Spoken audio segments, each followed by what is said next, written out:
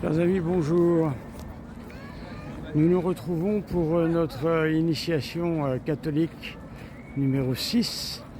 Je vous rappelle que j'attends toujours de votre part des commentaires. C'est très important et pour faire fonctionner la chaîne et pour faire en sorte que le plus de personnes puissent être touchées par ces vidéos d'initiation. Aujourd'hui, je voudrais vous parler de quelques petits livres que l'on peut avoir sur soi ou posséder, qui sont des livres de spiritualité. Petits livres qui permettent de méditer, par exemple pendant les temps de prière personnelle, pendant les temps d'oraison, oraison dont nous aurons l'occasion de reparler. Alors, je vais vous montrer quelques-uns de ces petits livres que je vais vous présenter. Le premier de ces petits livres que je n'ai pas ramené avec moi parce que je n'ai pas retrouvé, mais je l'ai en latin, je le montrerai après. Bien sûr, vous en trouverez très facilement en français. C'est l'imitation de Jésus-Christ. Voilà. Ce petit livre est un très grand classique de la littérature spirituelle.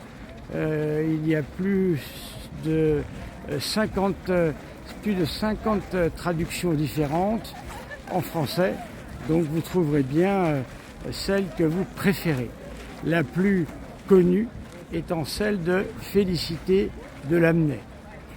Ce petit livre a fait les merveilles des catholiques de tous les temps. Il a été composé, selon toute vraisemblance, par Thomas Kempis. Voilà. Et il nous a été donné en latin. Et ensuite, il y a eu différentes traductions. Voilà.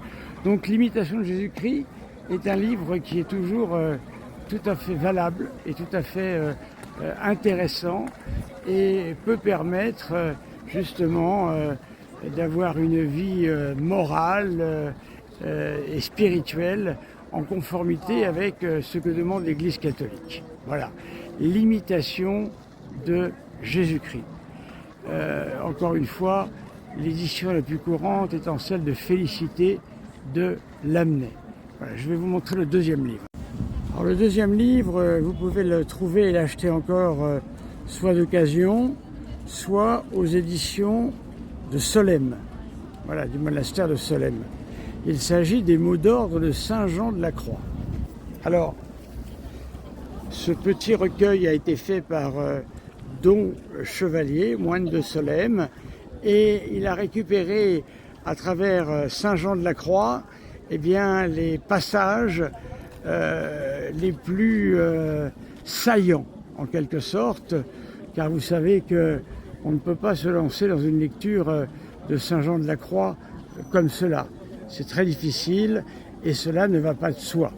Alors ici vous avez une sélection qui est faite, voyez-vous, avec, voyez-vous, on va prendre une première page par exemple, voilà, avertissement à l'âme, tous les dommages que l'âme reçoit lui viennent d'un de ses adversaires, le monde, le démon ou la chair. Voilà. C'est un livre d'ascèse, c'est-à-dire un livre qui nous aide à nous purifier. Car avant de pouvoir nous unir au Seigneur, notre âme doit se purifier. Et ici, c'est un livre très pratique pour cela. Je vous le conseille, il n'est pas très cher, je crois qu'il doit être autour de 10 €, quelque chose comme ça.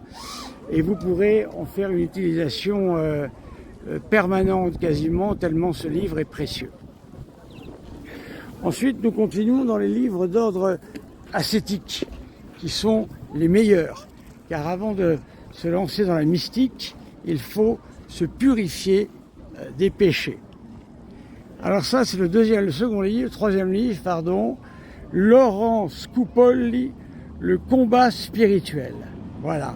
Alors ça, c'est un livre aussi, c'est une édition de 1895. C'est un manuel qui nous a été conseillé par Saint François de Sales. Le grand Saint François de Sales, nous dit-il, est devenu saint grâce à l'application de ce livre. Le combat spirituel de Laurent Scupoli. Il en existe de nombreuses versions là aussi, et vous pouvez le trouver très facilement, soit d'occasion, soit neuf.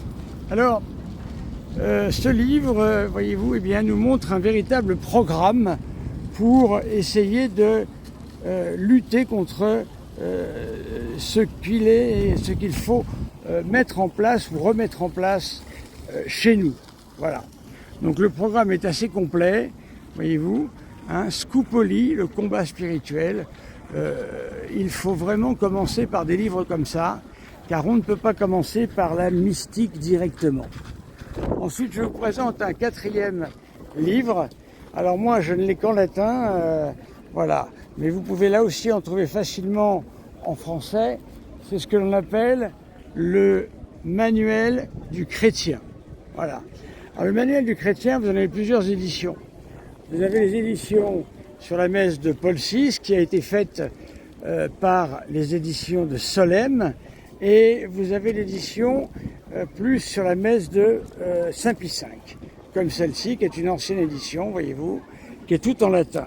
Alors à l'intérieur, vous avez l'office de la Sainte Vierge, vous avez l'office des défunts, vous avez différentes sortes de prières, vous avez l'imitation de Jésus-Christ, et vous avez les évangiles avec, je crois, les actes et les épîtres. Voilà.